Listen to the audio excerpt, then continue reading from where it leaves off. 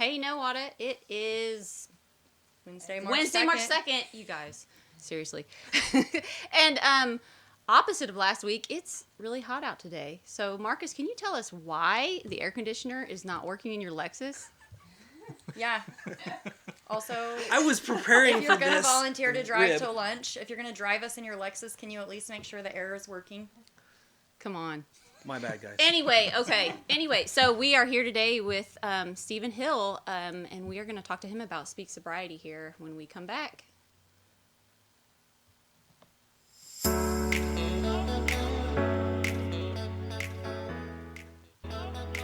Our mission is to promote strategies and policies which ensure improved health for all citizens of Nowata County. All right, we're back.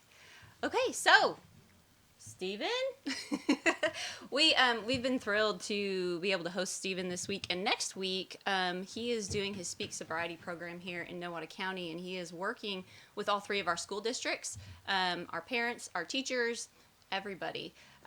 So I guess can we just give a little intro? Who you are, where you from? Absolutely. All that Thank good you stuff. first for inviting me down here, for inviting me to be on your podcast, speak at all these schools. It's been a great experience this year, especially getting back to in person, being able to actually connect with people. We didn't have any of that last year when I was speaking, so everything was done virtually through Zoom, which was great because it's better than nothing. But to be back in person it's a great experience, and to be able to do this all over the country. So my name is Stephen Hill. I'm the founder of Speak Sobriety, and for the past 9 years, I've been going around to middle schools, high schools, colleges, universities, sharing my personal story about my struggles with substance use and journey to recovery. Awesome. Well, so you're the founder of Speak Sobriety, and so what is your goal when you go out and do these programs? What is your goal? with Yeah, your so communities? I certainly have a lot of goals within one big mission, you could say, but I would say number one is to fight the stigma attached to the disease of addiction, to mental health, things of that nature.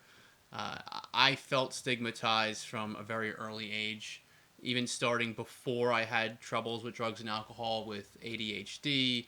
I was prescribed Ritalin. I struggled in school. I just felt like there was something wrong with me from a very early age. And then once I started heading down the path of drug addiction, that's where I started to experience negative consequences. And at first it wasn't anything too major, but I started to develop a reputation. And as a result of that reputation, people would talk about me in a negative way, and I would start to hear the things that people were saying about me, and I started to feel a certain way about it, and I would hear it, and then I would continue to act on it, and then I felt like I had to live up to it when I was hearing these things about me as a troubled teenager, and I didn't really have much good in my life at that point because I was heading down the wrong path. And so I started to identify with it.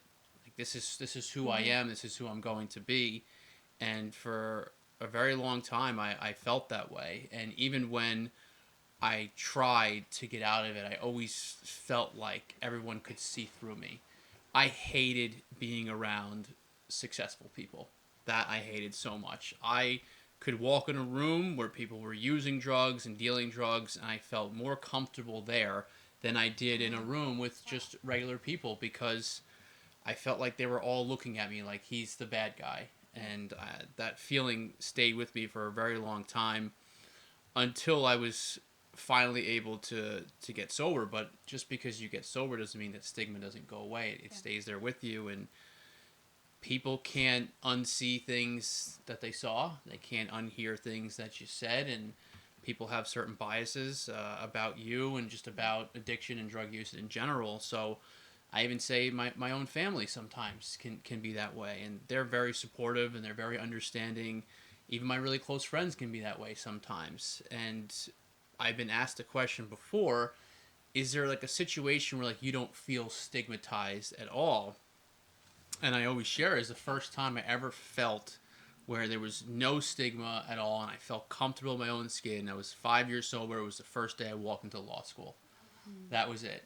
I walked into law school. Obviously, to get into law school, you had to do something right. Yeah. And it was the first day of school, and everyone had to wear a suit or a dress. You had to wear like court clothes, and we had this big ceremony for the opening day of law school, and I met a bunch of people, and just the way that people looked at me and talked to me, it's like nobody here knows my past, and nobody here is thinking about my past. And so that was the first time where I was like, wow, this is what it feels like to just be a regular person and to not have stigma attached to you. And I remember it was probably like a few weeks in where one of my classmates found me on social media and saw what I was doing and came up to me about it, and it was all positive. And basically all of my classmates in law school were that way, that found out about my story and what I do now. And so it was the complete opposite, actually, of stigma. It was like support. But none of them knew me beforehand. Yeah. And so that's what I find. And I've actually had that with friends. Like one of my best friend, his fiance had said that to me several times. She's like, I just can't see it.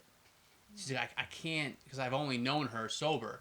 And she's like, I just can't see you as that person. And that's because when you're addicted to drugs, you are a completely different person. It takes over your brain, your way of thinking, the way you act, the people you hang out with, the place you go, and the things you do. It's all controlled by drugs. And it took me a long time to get past that. Yeah. Well, and I mean, golly, that stayed with you. So those first few weeks of law school, did you almost kind of feel like an imposter? Yeah, Kinda like, I'm telling you. Someone's going to blow my cover. Like, Yeah, I mean, and so interestingly enough, the second person I met in law school was in recovery. wow. And we didn't know right away, but I remember somebody said something about going to get drinks afterwards, and I flat out said, I don't drink, I'm in recovery. And the guy was like, oh, okay, no problem, but if you want to come anyways, I was like, yeah, sure. And then the other kid said, I actually don't drink either. And so right away, I met somebody in recovery, and Yeah. so it made me feel even more at home. Yeah. So, like, when you're talking about stigma, it's almost like counterproductive to recovery, because recovery, when you've been talking to our community about how you got out of active addiction, you talk about how important it is that the community, I mean, it's not just you in recovery, like people around you who have helped you. So, like, I mean, the importance of community in recovery is huge. And then if you have that stigma where you feel like you don't want to reach out to people, you feel like can you speak to that a little bit about? It contributed to both my downfall and Yeah. my inability to recover. Yeah. It also contributed to my parents' ability to talk about it with other people, to confide in other people. People would judge my parents on how they were dealing with me. People who never had a child suffering from substance use disorder, who have no experience working in this field at all, and they would judge them. And so you spend more time trying to keep this a secret than actually trying to deal with the problem. And that's what I have found. And then if you're having, I think it's part of the reason why communities struggle with parent programs. It's one of the number one complaints I get across. I've worked with so many different drug-free community coalitions like yours across the country, and one of the number one complaints I get is we do these community programs and very little people show up. Attendance is very low, and sometimes it could be hit or miss, but for the most part, with the amount of parents that are in a school, there should be a lot more than actually come. And I think that part of it is, if you do have a kid who's struggling, you don't want to walk in there because that's going to contribute even more to the stigma. Or on the other side of it, you say, not my kid. This doesn't apply to me. It's why the title of my parent program is Not My Kid. Perfect. It's exactly why. Because that's what everyone wants to believe. That, that's, what does someone, that's why when I always speak, I open up with, what does the life of someone suffering from substance use disorder, drug addiction, alcoholism, what does it really look like? And I try and include everyone, because it does affect all different walks of life. So it doesn't matter. And this should be relevant to anyone. Plus, at least my primary goal is prevention. Yeah. Right? I speak on resilience and recovery too. I think it all goes hand in hand. But my primary goal as a speaker is prevention. And so that's for everyone. Treatment's not for everyone. Right? If you don't get to that point, you don't need to be treated, then you don't need to be treated. But prevention is for everyone. Absolutely. Well, so Misty, so we went to eat, and Misty and Steven had a really interesting conversation. Misty, if you, Oh, sure. yeah, I just asked the question. I'm sorry, I lost my train of thought. I asked okay. the question, how did it affect his relationship with his siblings? Yeah. And his answer was really interesting. Because I was curious, dealing with a family member that had addiction. Right. You get angry and you go through a lot of things, and it takes a long time to rebuild the relationship. So, yeah, that was my question. So it was a different experience for all three of my brothers, I would say. What, like I mentioned to you before, with my older brother, I really didn't realize how much it affected him until I saw my introduction video that I play before I speak. I had someone who made this video, and they interviewed all three of my brothers and my parents without me present. And once I watched the video, I realized how much it affected him.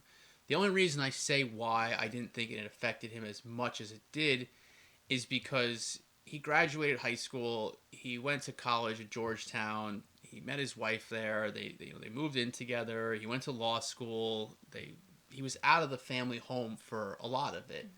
And so I just thought, he's hearing this secondhand. He did see the beginning part of it for sure, but my younger brother saw a little bit more than he did. So I didn't think it affected him as much as it did, but it really did. It affected him a lot, and that's why we say addiction is a family disease. But I think part of the reason why I was able to repair my relationship with my brothers pretty quickly is because I was away for so long.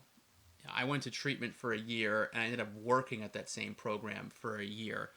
And I saw them very little during that time, and so I became a different person. And the word sorry had lost all meaning at that point. What they really needed to see was action, and at that point, my actions were very, very different. This was something they hadn't seen before, and so I think now this time it was different for them. My youngest brother, I'm grateful. He looked at me, he said, I want nothing to do with that, and went down the complete opposite path. Just all about health, wellness, education, and someone who actually gave me some guidance early on about speaking to high school students about what they don't want, about scared straight and just say no, and things of that nature. As P said, is just not effective at all, and things that we roll our eyes at. So we actually connected a little bit about it, and he's reached out to me several times about some of his friends that are struggling. And he talks about it in that video too, about how it's changed his whole perspective on addiction and mental health because of his experience with me. Now, my brother that's 4 years younger than me, I think it took him the longest to make peace with it because he was directly affected by my addiction, I would say the most. He comes into high school as a freshman after I graduated, and he had a bad reputation, not because of anything that he did, but because he was my younger brother. Friends of his not allowed to come over the house because of me. He had to see my parents fighting all the time. He had to see me getting arrested. He had to see me under the influence. And so when you see that all the time, you naturally build resentment, and with good reason. Yeah. I can't really It argue. makes you angry for sure. I used to think, and of course my way of thinking has changed tremendously, but I remember thinking, she's so selfish. That's what I would why does she make these choices? Why does she put our family through this? And you really have to realize that it is a sickness, it is a disease, and it took me a long time to learn that. And once I did, we were able to move forward. And like I talked to you at lunch, whenever I realized that she was making progress and trying, then it's easy to move forward from all the past trauma and history. And so yeah. Yeah, and it takes everybody time to heal as well. And I don't say get over it, I say make peace with it. I don't think you ever really get over something like that. You just have to learn how to make peace with it. And it's interesting you said about the selfish piece of it, because there's a story my dad shares, and it's about a day where I got in a big fight with my parents, and I broke my cell phone. I just threw it on the ground. I shattered my cell phone. I was under the influence. And my parents said they needed to get in touch with me, so they got me another cell phone. And my older brother said to my dad, I've been waiting for an upgrade for a long time. I don't do anything wrong.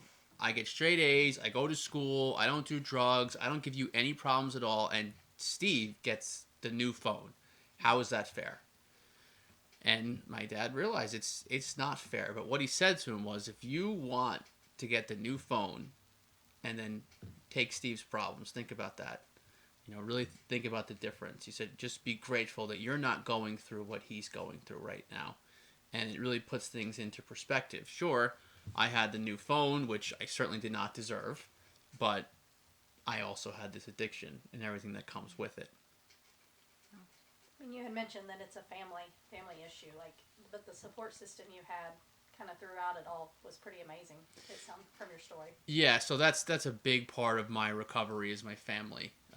Mom is definitely number one. My dad's a close second, but he'll even tell you mom was number one, and he knows to say that even if it wasn't true, but it is.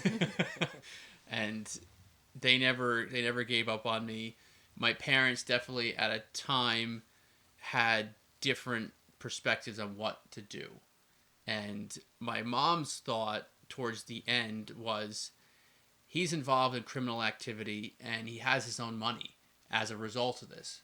So she said, if I kick him out, he's not going to hit that bottom that he needs to hit for himself because he has the money to go get his own place. And he's still dealing drugs and he's involved in gambling. And so she said, I just think he's going to get out and he's going to get himself involved in something very dangerous. And who knows what's going to happen. But at the same time, if you just allow someone to live in your home, you're enabling it. Mm-hmm. And it also becomes a safety risk for the people who are living in the home as well. And so they finally got to the point where they just said to me, unless you are calling us to say you're ready to go to long-term treatment, don't call us. Mm-hmm. Don't tell me that you have no money. Don't tell me that you're starving. Don't tell me that you're freezing cold. Because there's an answer for all of that. I'm starving. I have no food. Treatment centers have food. I have nowhere to sleep. Treatment centers have beds. I have nowhere to shower. Treatment centers have showers. So they had an answer for all of it. It wasn't just like tough love, let me kick you out and figure it out on your own. It's you're out, but if you want help, we're here for you. We'll do whatever we can. But if you're continued using drugs and alcohol, we will do nothing for you. And they had to get to that point. But my mom's fears kind of came true because I had people try breaking into my apartment to steal my drugs and my money with people who had violent criminal histories, who had weapons with them. And if I was home that night and the police didn't get called by my neighbor, I mean, who knows what would have happened. See, I wish I had did what your parents did. I let anger take over, and so I didn't try to help as much as I should have. And that's something whenever we talked down the road, I had to apologize for. I wasn't there like I should have been. But it's kind of like there's no handbook on how to get through it. You know what I mean? So what do you do? Whenever it's a family member and you've gone through this over and over and over, you just sometimes get frustrated and want to throw your hands up. So I do wish and regret that I didn't say the same thing. Call me whenever you're ready to get help. Yes, but it's also a different relationship with the parents and the siblings as well. And to say that they never got angry, I mean, of course they got angry. Yeah. And they said things maybe they should not have said. But when you're going through that, in some ways, it's worse on the family than it is on the person who's actually addicted. Because for a large part of it, I'm under the influence. I don't really know what's going on or what's happening. And my mom and my dad and my brothers are feeling this every day. And so you are a human being, and it's only natural to get angry and frustrated when these things are happening over and over again. So I don't think that you're at fault for that at all. It's just a natural reaction. And again, yeah, there is no playbook on how to deal with this. And the way you learn, the people who went through it. And now what we're trying to do is to prevent people from going through it. And if you are, here's how you can potentially deal with it in the best way. There's no, exact blueprint for dealing with this stuff. Right. Because everybody is different, and what might work for one person is not going to for another. But there are certain things that you can do that will at least increase your chances of helping. To me, it's not about punishment. It's not about any of that type of stuff. It's really about trying to care for someone. Misty, I appreciate you being open because It's hard. It is hard. I can see I that. totally get it. I Yeah. can see that, but Yep. that's real. That's real. Yeah. That's what it's all about. Thank you. And just the conversation between you two earlier was it was really, it was just very interesting being on both sides of it. So I appreciate you. I do. I really do too, because that piece of it is equally as important. It's why sometimes my dad will speak with me. Sometimes my mom has even come a few times. She doesn't like to speak publicly about this, but she will. Like, if you want to talk to her one-on-one, she will talk to you about it. And it's good to hear from the siblings as well. And I can tell you, it's a very common question I get asked by students in the audience is, how did it affect your siblings? And I look at them, and sometimes students are just asking, and sometimes they're asking because they're that sibling. Yeah. Yeah. And it's not just siblings too. And I shared this yesterday about how I wasn't prepared when I first started speaking at schools for the amount of students that were going to have parents with the issue.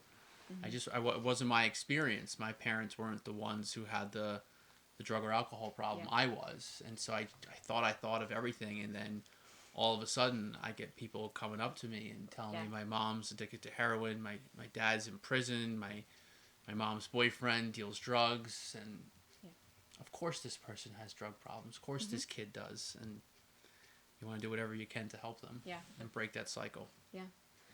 So, so switching gears a little bit, you talked about what you commonly see with the parent programs. So you've gone to, I think yesterday you said like 350 I've schools? spoken for about 350 different schools and coalitions. So sometimes it'd be like at a conference or training, so around there. So what are like the common things you see, just like the overarching theme of most of the student assemblies that you do? So nicotine, marijuana, and alcohol, those are the big three that are the major concerns. With vaping today, that's definitely changed a lot. I remember I went to a school once, and there was an assistant principal who had been, was a teacher first, been working in education for almost 30 years. And I spoke at this school, and afterwards this kid came up to me, had a few questions, walked away. The assistant principal then comes and sits down next to me and says, "That kid vapes." And I can tell you, if this was 10 years ago, that kid would not be smoking cigarettes. And so what he's trying to say is that the perception of harm as it relates to vaping is just, it's so different than cigarettes. It's very easy, I guess, for young people to look at a cigarette and know why this is harmful or why they don't want to take part in it. But a vape it's different. It doesn't register the same way in... Really, it's not just teenagers either. It's anyone's brain. Just unless you're educated on it, it just seems somewhat harmless, cool. It looks like a USB device. It doesn't smell bad. You don't have to light it. Like, it's just... And I think that's one of the major issues that we're up against. And people are starting from very early ages. And, as we know in prevention, part of this is delaying first use, waiting for people's brain to fully develop. The earlier you start using, more likely you are to develop an addiction. So, and now with the legalization of marijuana happening in states all across the country, it's certainly sending the wrong message to youth that marijuana is harmless, which it certainly is not, especially today with how potent it is. And that's going back to the parent programs. There are parents who truly just don't understand that the marijuana you may have smoked in college 20 or 30 years ago is just, it doesn't exist anymore. It's much more potent, and now with wax pens and Looks like candy. yes, edibles, all of that too.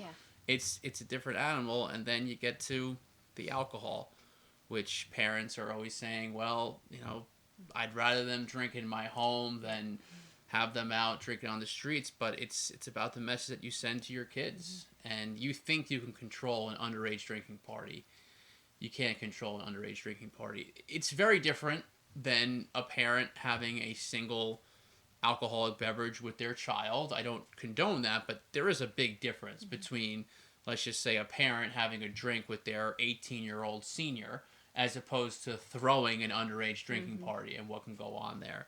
So if you think you can throw a party and you can control what happens, well, think again, and not to get into, all like the social host laws and the liability. That's just the legal end. But in my hometown last year and the next town over, we had 2 drunk driving deaths of high school students where the drivers are being charged with vehicular homicide.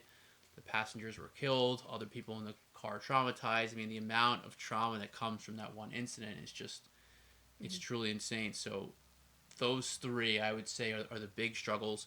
You will see some prescription drug use as well.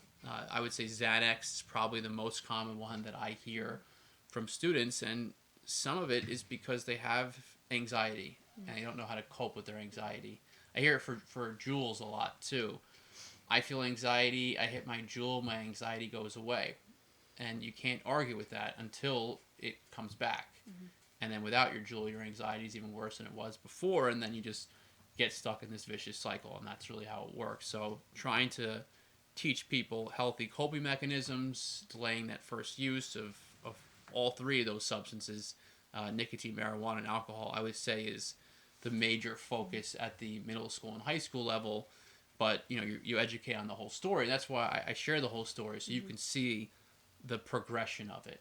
Right? Nobody just wakes up one day and just starts using heroin. It doesn't really happen. It's progressive, and you draw all these lines and you say, I'll never try a hard drug, right? I'll never use drugs during the week. I'll never drink and drive. And you make all these promises to yourself with a sober mind. And it's easy to make that promise. And then the problem is once you're under the influence, you no longer have the ability to make those same smart choices. And so you're offered something and you're drunk, you're more likely to do it. You're drunk, you get behind the wheel of a car. You can't make that same level or access that same level of decision-making skills, and you make poor choices, and then all of a sudden you're doing this more and more, and you develop an addiction. Or you're not addicted and you just make one really bad choice under the influence. That's also, I think, a very important message for people to hear, is you don't have to be addicted to drugs and alcohol to suffer major consequences. Yeah. Well, is there anything else that you can think of that you want out there before we wrap up in a little bit? Yeah, I'll answer one question that I get asked a lot Yeah. by younger people, and the question has to do with what I would say to my younger self. Right? People say, if there's one thing that you could say to your younger self, and to me it would be, don't underestimate the power of drugs and alcohol. Kind of like what I was saying just before, is I didn't go into it with the intention I'm going to become addicted or ruin my life, right? I didn't go into it with that. And I would make all these plans, and I would think to myself, this is how I'm going to control it. And I had all these plans in my mind, not realizing that drugs and alcohol have a mind of their own, and they don't really care about your plans. And so I wish that I did not underestimate how powerful drugs and alcohol really could be. I like the story that you have on whether drugs and alcohol are the gateway drug.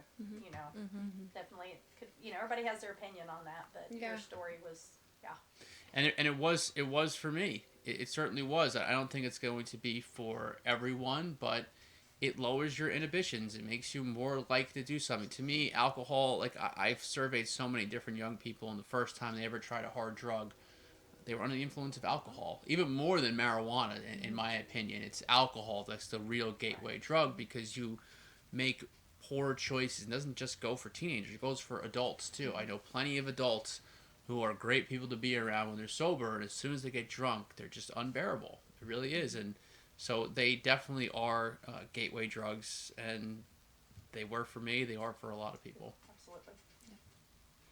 If I may, those of you watching at home or hearing the voiceover out of the blue, I was able to attend Stephen's presentation yesterday at Oklahoma Union, and one of the things that I loved how he ended it, and I hope I'm not putting it out there for you, Stephen, but to end on a note of hope, I loved what you shared with it at the very end.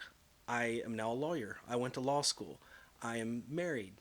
Please tell those nice things of where Yes. you're at now, and let people know. And I know other people that are struggling with it, the family that has been through stuff, and they this share that hope of, yes, it may have been a horrible thing that we've had to go through in the past, but there is hope to come out the other side. So tell us how great you're doing now.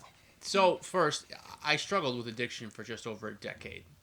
I started when I was 13, and I got sober when, or right before my 14th birthday is when I started. So I had a September birthday, so I started just before I turned 14, and I took my last drink right after I turned 25. So over a decade, I struggled with addiction.